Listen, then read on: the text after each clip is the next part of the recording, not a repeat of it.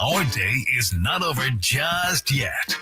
Woohoo! USA! USA! We have an action-packed hour for you 6 p.m. drivers. Would I rather be feared or loved? Easy, both. I want people to be afraid of how much they love me. Matt Skraby wraps up a full day of live and local sports talk. And that is the whole problem with aliens. You just can't trust them. Occasionally you meet a nice one, but usually they turn out to be some kind of big lizard. The Skraby Show starts now on 97.3 The Fan. Hello and welcome to the Skraby Show. Thanks everyone for sticking around and joining me for the next hour or so. We actually do have some news to talk about tonight, so that's fun because the last couple nights we haven't really had any news to talk about, but we got a couple things that we can dig our teeth into. And I would like to say hello to everybody on the chat right now in the YouTube. I keep saying in the YouTube like I'm Chris, but if you want to go and watch the show, be a part of the Skraby Show chat community, you can. You just go to YouTube and type in 97.3 The Fan. I'm also on Twitch, 973 The Fan, and X, 97.3 The Fan SD, and Facebook, 97.3 The Fan. So appreciate everyone. Welsh Fryer said, let's go. I stayed up until 2 a.m. for this. I got to say, Welsh Fryer is 100% a dedicated Padres fan all the way over there in Europe. So thank you to Welsh Fryer for being here. Thank you to NY Mike 8, the Cactus Man, Dan, Diesel, Maria, Anthony. I'm sure I'm missing someone, but thanks everybody for being there. All right. We have one of the coldest studios in the history of radio studios, I have to say. And so if you have ever watched the camera or the YouTube show and you've seen all of us in sweatshirts or cold gear, basically, for some reason, I don't know why, but the studio is about 25 degrees colder than the hallway is. And that's during the winter. I'm not sure why it changes, but it does change because all of these thermostats that we have around here, I have never, in the 6 years that I've worked here, been able to figure out how to get that thing to work. Because during the winter, it's freezing in here. And during the summer, it is so hot. It's insane how hot it can be here in the summer. But you would think, I mean, we get air conditioning pumped into this room. We know it works because we've been freezing our patooties off during the winter. And so right now I have my hands in my pockets. I'm all kind of like bundled up, but I mean, the rain doesn't help things either. The rain makes things cold. When I left the house this morning, I was a little tired, and I have to say the rain was the one that did it. So hopefully everybody's okay out there. This doesn't seem like this rainstorm was as big as last week's rainstorm, the one that I almost got swept away in because I decided to ford a river like I was in the Oregon Trail. I'm sure that many people out there remember the Oregon Trail. I guess it was computer game. The computer game is one of the classics, and you can find it online. If you type in Oregon Trail, play Oregon Trail, you'll be able to find it. Trust me, I've done it recently. But you know how you ford a river and then your wagon falls over? Well, that's what I almost did last week. My wagon, my vehicle almost got swept away. But today, not as bad. So I'm hoping that things are a little bit more calm out there for everybody. If you have any comments or questions, 833-288-0973. We could talk Padres. We could talk the NFL. We could talk 49ers. We could talk the rain. Anything you really want tonight. Because it's just going to be one of those relaxing, rainy Thursday nights in. I don't think it's raining anymore, so if it is, you can let me know. It's time to get caught up on the latest with the news of the day.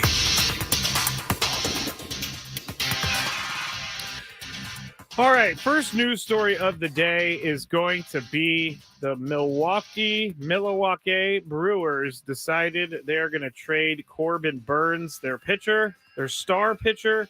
Corbin Burns, as you know, there's one thing. We're going to talk about another news story here in News of the Day that involves the Brewers and involves a different pitcher from the Brewers, but it seems like the Brewers don't really treat their pitching right, because Corbin Burns, if you don't remember, last year before the season, he had some arbitration, and they did not give him what he thought he wanted or was going to get from the team, and he was quite upset about it. And I know other pitchers have been upset in the past, but Corbin Burns is on a 1-year deal right now, so the Orioles are only going to get him for this year. But the Orioles are sending back shortstop Joey Ortiz and left-hander DL Hall. They are going to be going back to the Milwaukee Brewers. Also a conditional pick, a 34th pick in the 2024 draft. So there is a lot of value right there for the the Orioles, or the Brewers. I'm sorry. There is a lot of value for the Brewers because they are actually going to get that 34th overall pick in the 2024 draft. So we did not know that earlier when Chris, Tony, and I were talking about it, and we were kind of questioning the trade itself. But I think it makes sense. Definitely makes sense from the Orioles side, because they are a team that won over 100 games last year. They made the playoffs, and I think they were pretty disappointed to not win any games in the playoffs. But they're a team that's built to go to the playoffs this year and possibly contend for a World Series title. So it makes sense that Corbin Burns would be an attractive pitcher for the Baltimore Orioles. But if you look at what Milwaukee receives, they've done this in the past. They've done stuff like this in the past where they have moved bigger name players for smaller packages. And Joey Ortiz is actually the 63rd ranked prospect in Major League Baseball. So in the top 100, he is number 63. DL Hall, the left-hander, is not in the top 100. But I don't really think this is as bad of a deal for the Brewers as people are saying, especially since I don't think that they were going to be able to bring Corbin Burns back to Milwaukee. There's already some, there's already some relationships that have been frayed there, like I just said. So I don't know that Corbin Burns was wanting to return to Milwaukee, and the Orioles are just going to go for it. So I think that's a pretty good move for the Baltimore Orioles to rent Corbin Burns for 1 season. And maybe, who knows, Corbin Burns might re-sign with them or extend himself, or maybe not extend himself, but sign a contract long-term with the Orioles. Now, the second news story today is actually one about Josh Hader. Now, Josh Hader, as we all know with the Padres, we did not see Josh Hader pitch multiple innings, but he was interviewed the other day by MLB Network, and Josh Hader kind of admitted, or at least alluded to, what we've been thinking this entire time. And Josh Hader, basically, in a condensed form, during his interview, he talked about the traditional closer's role being where the value is for relievers. And I think that we all know that there was some sort of issue that happened with the Brewers in his 2020 arbitration year. And what I've heard, and I can't confirm this obviously, is that the Brewers told him, hey, if you do everything right, if you help us win, then we're going to reward you in arbitration. And then in arbitration, it ended up that Josh Hader was the lack of saves and the lack of save opportunities, because the Brewers didn't use Josh Hader like that, was used against him. So he kind of decided that he was not going to trust another organization with his future. And I understand that.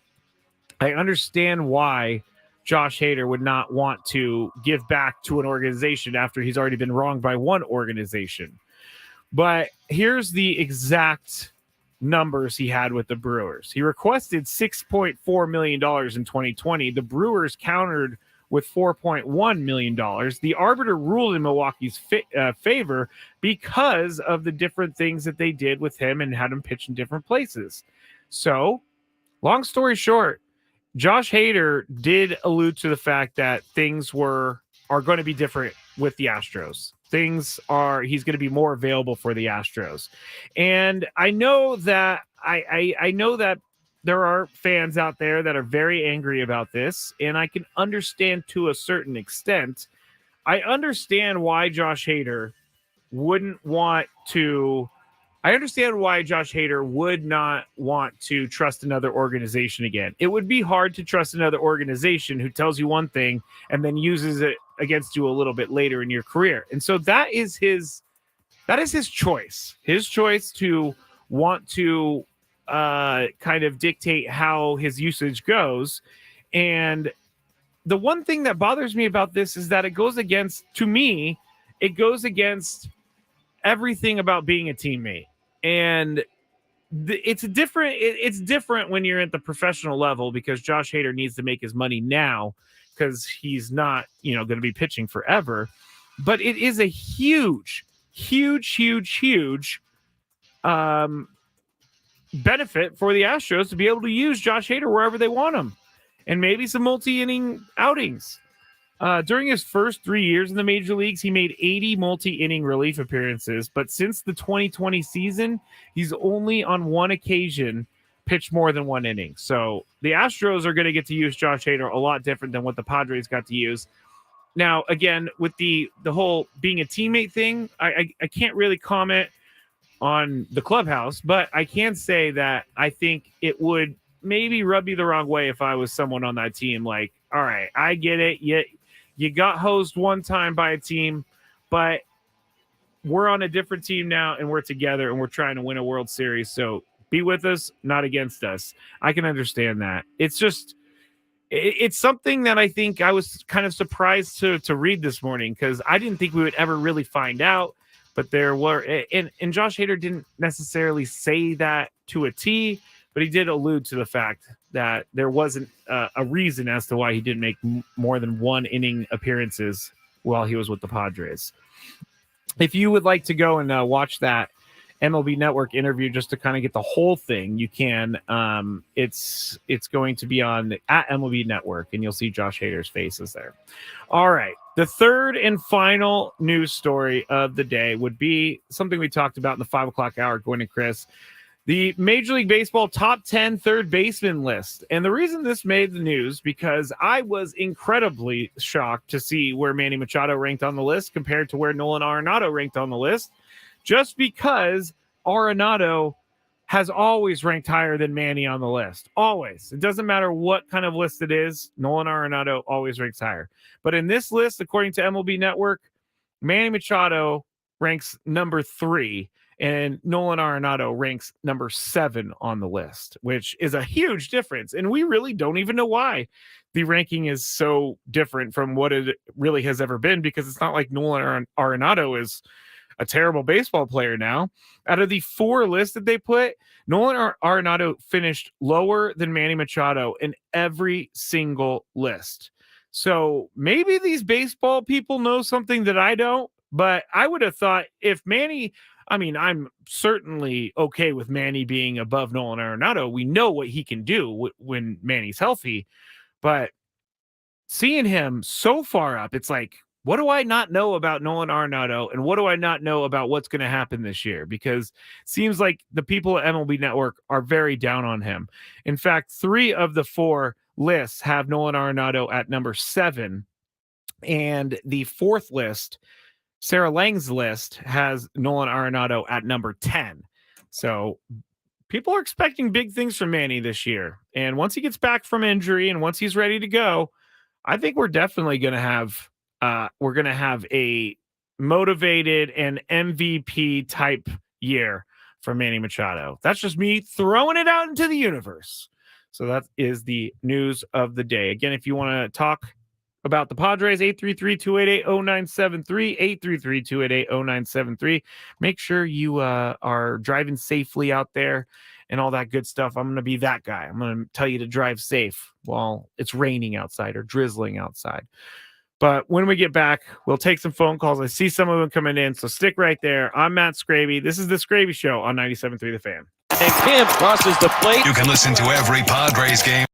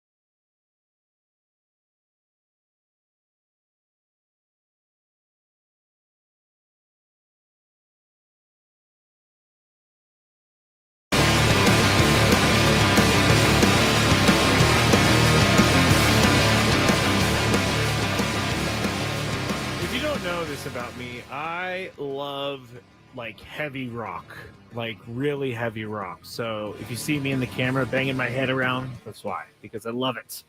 I don't listen to much music, but I love the type of I guess just for a popular band, Slipknot. I love stuff like that. And I know we have a band out there, Disturbed. They not Disturbed, their song is Disturbed, but they are listeners, and we have their song in our rotation when we rejoin shows. I'll point it out next time it happens on the Skraby Show. Thanks for joining me here on a rainy Thursday night on 97.3 The Fan. If you would like to join the show, you can 833-288-0973. You could also go and watch on YouTube, 973 The Fan.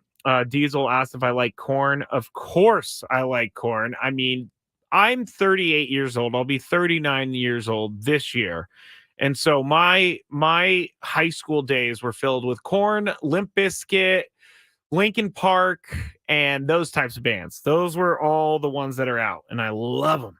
I still listen to them, honestly. I'm like the guy who doesn't listen to new music anymore. I just listen to all the old music that I used to like or still like, type of thing. We have some phone calls, and we'll get to those in just a second. But first, I wanted to start with this little side story, and it's about the Super Bowl. It has nothing to do with the game itself, and it's about a new, I guess, TV companies or CBS, Fox, NBC, the ones that host the Super Bowl, are trying to get us new camera angles every single year. We have so many camera angles at the Super Bowl, which is great because then you can actually look at a replay and know exactly what's happening from many different angles. You don't have that one play that's like, oh, we don't have a good angle for this, so we're going to have to keep it the way it was. But CBS is going to debut something called Doink cameras. And it sounds dirty. It's not. But if you remember, when the Bears kicker, man, why can't I remember his name right now? There was a Bears kicker about 4 years ago who he hit the upright and then it went and hit the other upright. And I think Chris Collinsworth called it the double doink. And so that's why they call it the Doink camera. The process for putting these cameras in the upright started right after last year's Super Bowl. They had to actually draw up plans and they had to submit it to the NFL to prove to the league the integrity of the goalposts were not going to be affected. But there are 6 cameras that are in the uprights. So I'm assuming 3 on each upright. And so at some point we may be watching football from the upright. Double doink. I mean, CBS has to want someone to hit the upright. I don't think it's going to happen, but you never know, obviously. It's just a weird look. If you go look at this Doink camera on the upright itself, it just has a couple windows in the upright, which is where the cameras are located. So kind of interesting. I appreciate that they're thinking outside the box a little bit. I really love that they now have the first down marker cam where it's from the side view of the field and you can see exactly what's happening at the goal line or exactly what's happening at the yard, the line that you need to get a first down. So we'll see what happens. Cody Parkey. Thank you, M. McKee. That is exactly who I was thinking. Cody Parkey was the one. We also have do not search double doink in your Google search. Please don't. Trevor said something nice in the chat. Skraby, that SD fat loss looks good on you. Thank you. I feel the same way. That's why I'm continuing to eat like SD fat loss taught me, because I'm going to continue to lose weight. All right, here we go to the phones. And one of our great chatters in the YouTube chat, Noah, and then we have Kathy. But Noah has an interesting perspective on what he's seeing with what the Padres did with Juan Soto. So Noah, thank you for being a part of the chat. Thank you for calling in. And you're a Yankees fan, you said, but you had an interesting perspective on Juan Soto because of, your familiarity with the guys that came to San Diego. So tell everyone what you told me in the break. So I think, hands down, it's a very good trade for both teams because, one, Michael King, like I said, an amazing pitcher. He's going to do a great job replacing Josh Hader. And secondly, Juan Soto was an amazing fit for the Yankees because we struggled tremendously with getting people on base in front of Aaron Judge. Now, Juan Soto last year, like I said, might not have been someone that was putting the bat on the ball, but he walks a whole bunch, and that's all we need, somebody to get on base in front of Aaron Judge for him to hit him home. See, I love that because it does work out for both sides. And you like Michael King, you were telling me, as you just said, but like Brito and Vasquez and Drew Thorpe were guys that you didn't want to see go either. I mean, I didn't really mind Brito because he was a hit or miss guy. I mean, you gotta look back, and I believe it was April, first inning, gave up 7 runs to the Twins. Okay. He's gonna be a really big yes. hit or miss guy, but when he's on his thing, he's gonna be a great pitcher. Drew Thorpe, great prospect. But one other key guy that's really slept on it was Kyle Higashioka. Okay. Amazing rotation catcher. You'll even see back, I want to say 2022, Garrett Cole was even saying he was preferring him over the likes of like Gary Sanchez or I'm drawing a blank on the other catcher's name. Drawing really blank. Yeah, it's okay though. We understand. We understand. Yeah, Garrett Cole was saying he preferred him just because of the way he plays. So you're getting a great another utility catcher, which I'm sorry, but the Padres have struggled with a good, consistent catcher. Yeah. I think that was a great trade for you guys, but also a great trade for the Yankees because, like I said, center fielder Trent Grisham. That's all I really got to say. You kind of had to take him because you also get Juan Soto. So. Yeah, but that one you guys really weren't too upset about losing. No, but I'm sure. Yeah, thank you for the phone call, Noah. Appreciate it. And thank you for being a part of the chat. As I said, if you want to join the Skraby Show community chat, go to YouTube 973 The Fan. I think you meant when you said King for Hader, I don't think you meant King, but anyway, King is going to be great to replace Blake Snell into the rotation because the Padres need that. And I like the whole thing with Trent Grisham is it's unfortunate because I do think that he had value, and obviously his value was defensively, and I do think that he can hit, but for whatever reason he just didn't hit with the Padres. I mean, he showed that he had some power before the last couple years, and when he came over from the Brewers, it wasn't as bad as it was for the last 2 years. It was not. And so Trent Grisham, I actually am cheering for the guy. I hope that he turns it around, and I hope that he's able to at least hit 230, 240. But what he did with the Padres was not what they needed at the time. It was something that was hurting them.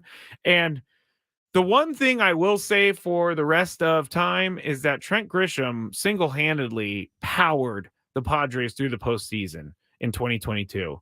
And I know that some say, oh, well, who cares? Who cares? Trent Grisham was amazing in that playoff run. And if Trent Grisham doesn't produce like he did in that playoff run, we're not talking about the NLCS. We're not talking about the Padres beating the Dodgers, in my opinion. So it's kind of a double-edged sword with Trent Grisham. You knew that it wasn't probably going to work out for him at the plate when he came up, but at the same time, his playoff run, what he did helped the Padres so much that you can't really gloss over that. If it was like one game, okay, he won one game. He hit a walk-off home run. I can understand glossing over that. But it was 2 series of the playoffs that he was the MVP of. I mean, maybe half MVP of the Dodgers series, but definitely the Mets series. He was the MVP of the Mets series for sure, because he got them started with the home run. He had some huge hits, and that's enough about Trent Grisham. He doesn't play here. So I am going to leave Trent Grisham right there. Dominic says, Trent Grisham proved the point. Just get in the playoffs. Anything can happen. There you go. There you go. All right. Kathy is on the phone. So let's go to Kathy. Hello, Kathy. How are you? I'm doing pretty good, Skraby. Listening to people worry about, how bad the Padres are going to be this year. Just, we need some players. I get that. But are they forgetting who we still have on the team? I know they can't do everything, and Tatis can't cover the whole outfield by himself. but I'm not going to believe it's as dire as everybody's making it out to be. I mean, last year everybody thought, hey, we're going to go to the World Series. We didn't. So it's baseball. You never know what the heck's going to happen. Did anybody expect that the Diamondbacks were going to go to the World Series? No. Yeah. But yeah. And yeah, go ahead. The callers yesterday were talking about, just get the person on and get them over. That's how the Royals won the World Series in 2015. It wasn't through home runs and all that stuff. It was their philosophy was get them on, get them over, get them in. And that's what they did. And that's how they won. It can work. And thank you, Kathy, for the phone call as always. It can definitely work because it has to be the main philosophy of the team. And I don't necessarily know that the Padres last season or even this upcoming season have that team built around being able to just move the line and get guys on base and then move them over. I do think it works though. It's been proven to work, but again, I think it has to have everyone buying in, and I'm not quite sure everyone last year was buying in on just moving the line and getting guys on base and getting guys over and getting guys in. I don't know. And I'm not saying anybody was like trying to sabotage the team or anything like that, but I'm just not thinking with the at-bats that we saw last year, it didn't seem like contact or, it didn't seem like each hitter was working within the lineup. It seemed like each hitter was working for themselves. And I'm not saying that they were being selfish, but I don't think people can disagree with me about that. And certain teams can do that. Last year just didn't work. If it worked, we're not talking about this right now. And to go back to Kathy's point about how people are forgetting who else is on the team. Yes, people are, and I'm included in that because of the outfield situation with only Tatis and Azokar. But yes, AJ Preller is going to have that taken care of by the start of the season. But I just really think that we need to see these players on the field to kind of remember what this team's got. Manny Machado, Joe Musgrove, Yu Darvish, Fernando Tatis Jr., Xander Bogaerts, Jake Cronenworth, Ha-Seong Kim. We got guys on the team already. And that's primarily why they have so much. That's why their payroll's so high, but they haven't spent anything because they have these great players on the team. So it is hard for me to remember at times that this team has great players already. But once those games start in spring training and once the season starts, I think everybody's going to kind of forget about what we have or what we had and focus on what we have. So there's my life advice. I'm Matt Skraby. This is the Skraby Show here on 97.3 The Fan. Did you know you can listen to 97.3 The Fan with your smart speaker? Ask your device to play 97.3 The Fan to give it a shot. When we get back, there is an all MLB free agent team with the remaining players. I'll tell you who's on that list, and we'll also have the Daily Gripe here on 97.3 The Fan. Ben and Woods on The Fan. I was hoping you'd bring some of your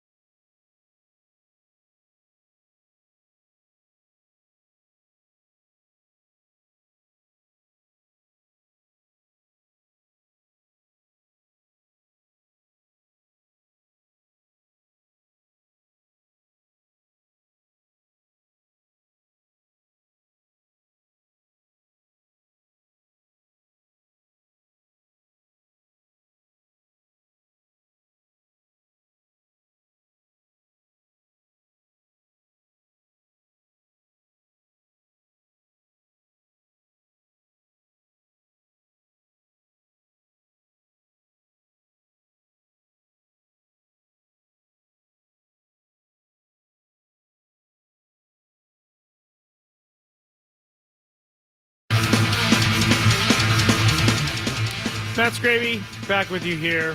Final segment of the Skraby Show. It always goes so quick. Always goes so quick. Appreciate all the conversation online today. And I'm hoping that everybody is doing well with all the rain out there. Yeah, I already talked about it, but I really am in my older age. I'm starting to maybe feel a little bit more of a community-oriented person in the way of I hope people's communities don't get rain or washed away, something like that. All right, I'll stop that now. If you want to follow me on social media, you can at Matt Skraby. I tweet out and or X out just dumb thoughts here and there. And if you've listened to the Skraby Show or Gwen and Chris at any point, you kind of know what you're going to get from the Skraby Twitter at Matt Skraby. All right. Before the break, I said there was an all MLB free agency team put out by MLB Network today. And the reason I wanted to bring this up is to not really like say, oh, these are the guys that the Padres should be getting, but just to kind of reiterate that free agency has been slow for everyone. It's not just the Padres. It's a lot of teams, and there are a lot of players out there right now that are still waiting to be picked up by a team. And I am we've been trying to figure this out for weeks now, but I'm not sure why some of these guys don't have a team. I kind of think Blake Snell may be holding out for too much money. I don't know. I don't know what he wants, but I kind of feel like he wants too much. Cody Bellinger, maybe the same. He wants a little bit too much, but I haven't really heard anything out of the Cody Bellinger camp and what he wants, and without it being a report or a rumor. And it is kind of surprising that Cody Bellinger's out there, but it's not at the same time. He had a good year last year, a really good year last year. He kind of found his form again, but he had some really bad years in between. And between his MVP type year with the Dodgers, and then he had some bad years leading up to last season. So I think teams are a little bit nervous about that. I think they don't really know what they're going to get from Cody Bellinger, so they're not willing to invest a ton of money. But it makes sense to me that if he's trying for a big old contract and teams are kind of unsure, that no one's jumping for it. But here it goes. Here is the all MLB free agency team that I found this morning. And in left field, we talked about him earlier this week. Jorge Soler, he is still out there. He's probably going to be too pricey for the Padres. Just saying. Center field is Cody Bellinger. Don't think he's coming to the Padres. Right field, Adam Duvall. We already have a right fielder. His name's Fernando Tatis Jr., so we do not need him. Now, if you go to catcher, according to MLB, the best remaining free agent catcher is Gary Sanchez. Now, Gary Sanchez is an interesting one because the Padres already have a catcher situation happening or filled right now with Higashioka, with Luis Campusano. And if we look at Gary Sanchez and what he did for the Padres last year, I mean, without Gary Sanchez, they're not winning some of those games. They aren't going to have the record that they had. But if we look at his market value, as you know by now, I love looking at the market value. His market value, according to SpotTrack, is 3 years and $27 million, which is $9.1 million a year. If I go and look at what Luis Campusano is making, and yes, I'm going to bring up the price of everyone a lot because it's something that is what the Padres are doing. They're paying attention to every single dollar that they spend. But in 2023, Luis Campusano made $722,000, which is way lower than the 9.1 that Gary Sanchez is scheduled to make, according to SpotTrack. Now, if you look at Kyle Higashioka, I'm assuming that he is also on the lower end of pay because this upcoming year, he's a $2.18 million salary. Now, if you combine those two, and let's just say for the heck of it, Campusano's making $1 million. So you have two catchers that you feel good about, $3.18 million for both of them. And so that is why I believe they're not signing Gary Sanchez. And Gary Sanchez might be in the same conversation as what is he going to do going forward? Because when Gary Sanchez came to the Padres, he had already been dumped by a couple teams. And so it wasn't like he was this hugely sought after catcher. There were plenty of teams that had the opportunity to bring Gary Sanchez in, but they didn't. The Padres did, and they were rewarded for bringing him in. But are you willing to pay him $27 million? Are you? I'm not. I'm not willing to pay him $27 million for 3 years because we don't really know what's going to happen 3 years from now. And you can have those two catchers on your team already for $3.18 million. So I think that is why the Padres have not gone back to Gary Sanchez. Now, I think Gary Sanchez would love to come play for the Padres, but for the right price, Padres will bring him back. DH of the all remaining free agent team, JD Martinez, another guy that we talked about on this show. Again, he's probably too expensive, and he's probably a little he's probably a little bit older than you would want to bring in for DH and pay $15 million a year. Then you have at first base, you have Brandon Belt. We've talked plenty about him, and thank you to Russell Dorsey, MLB Insider, for confirming on the show that Brandon Belt would be a good fit for the Padres. So we'll have to keep an eye on that because Brandon Belt is not going to make as much money as he once did, and it fits with the Padres. Whit Merrifield's the second base all free agent team, and the Padres already have an infield, so they don't really need any of these infielders. Tim Anderson, shortstop, Matt Chapman at third base, and then you have Blake Snell as the pitcher remaining. And the final player that I am looking for is Jacob Junis. I think it's Junis. It's not Eunice. I think it's Junis, but Jacob Junis is the final one. And all of those guys are going to find a team this year, but I would think that most of these guys are not going to end up getting what they originally wanted just because of where we are in the baseball year and where we are with the free agent market so far. And it's going to be interesting here when teams start reporting to see where these guys go and if they're 1 year deals, if they're 2 year deals, 3 year deals. I would expect to see a lot of different types of deals that these guys maybe didn't really want to have or be forced to take when they started the offseason free agent process. So those are the all remaining free agent team from MLB. And if you want to go check that out, go to MLB.com. All right, another news story that we talked about earlier, Sunday Night Baseball. They announced May 19th, the Padres at the Braves. They're going to be on Sunday Night Baseball for that, which is like kind of exactly what happened last year. I can't remember. I think it was really early in the year that the Padres went and played Atlanta on Sunday Night Baseball. I think even Nelson Cruz had like 6 RBIs or 7 RBIs. I think he had 2 home runs. I know he had at least 1 home run, but the Padres won that game. And things were good at the time, but as we all know, the season went the way it did. But they'll be playing Sunday Night Baseball May 19th. We also talked about FanFest. FanFest is going to be, the Padres announced it today.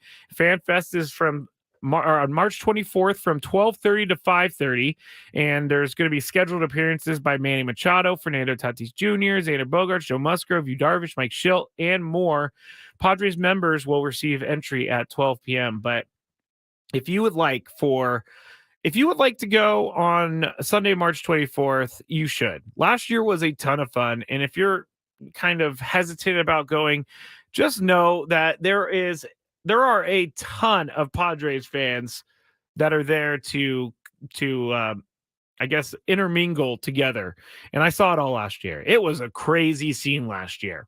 It was, when I showed up, I had to take the trolley because I went downtown to park. And I could not find parking even within a mile. So I ended up going to a trolley station near Fashion Valley and then taking the trolley from there to Petco Park. I might even do that this year, but they have extended the hours. So 5 hours of fun on Sunday, March 24th. The ESPN Plus. This is what I wanted to finish out with here. ESPN and then the Daily Gripe. Don't worry. ESPN Plus put out some predictions earlier, and it was Alden Gonzalez and then Kylie McDaniel making some predictions. And Alden Gonzalez actually made a pretty bold prediction. He is saying that Ethan Solace, the number 9 prospect in baseball, is going to get a taste of the big leagues as an 18-year-old. Currently, he's with Class A, or no, I'm sorry, he's with Double A, but he has already shown that he can play baseball, and he's a catcher at the age of 17 that is already doing things that catchers at the age of 25 can't do. But Alden Gonzalez says that he's going to perform well enough in the minor leagues to earn a September call-up as an 18-year-old, but not necessarily to contribute. And we talked about this a couple weeks ago. It was more like Ethan Solace, if he comes up, it was in the realm of, yes, he needs to be learning instead of playing, because you don't want to ruin his confidence. But that's what Alden Gonzalez is saying here. Alden Gonzalez is saying that he's going to come up to learn, and he's going to have a good opportunity to learn from a great catching core. As long as they're still, going at it in September, Higashioka and Campusano, he's going to be able to take in that big league life and kind of just settle into that big league life. I would love to see Ethan Solace make his major league debut as an 18-year-old in September. That would be great. That would be really a ticket that I would buy. I want to see that. Maybe if he was playing. If he's in the lineup, I'm buying that ticket. There. I'm not going to go if he's not playing. The other prediction, Kylie McDaniel of ESPN said that Jackson Merill is going to play in the big leagues before the All-Star break. So they're predicting, well, Kylie McDaniel likes to make comps. And so his comp for Jackson Merill is Ozzie Albies. But Jackson Merill is a lot bigger than Ozzie Albies. Albies is listed 5'8", 165 pounds. Merill is supposedly, I believe it, 6'3", 205 pounds. But he can hit, and he had they're saying that in the major leagues, he could have a 20-plus home run and double-digit stolen base upside with a good enough glove to basically play anywhere on the field. And I think it's going to be long overdue for Jackson Merill to be elevated to the major league level, because we've heard about him each and every year, and he wasn't ready the last couple of years. But there's been a lot of smoke around Jackson Merill, so why don't you bring him up before he catches fire in the minor leagues? Let him debut, let him tear the cover off the ball, let him do a bunch of great stuff and build his confidence. Jackson Merill is someone we've been talking about for a really, really long time, and I'm looking forward to seeing him. Javier on the chat says, I'm dropping $10,000 on the Super Bowl over. 47.5 is way too low. Do you like it, Skraby? Number one, Javier, no. I am not a fan of you dropping $10,000 on anything Super Bowl related. Do not do that. I'm just saying, don't do that. I can't tell if you're actually being serious or not, but $10,000 on the over makes me nervous just even thinking about it. That's something that I'm not even capable of thinking. Oh, what? Some people are telling me that Javier is an AI bot, but it said my name. Is that true? An AI bot in the chat? That's crazy.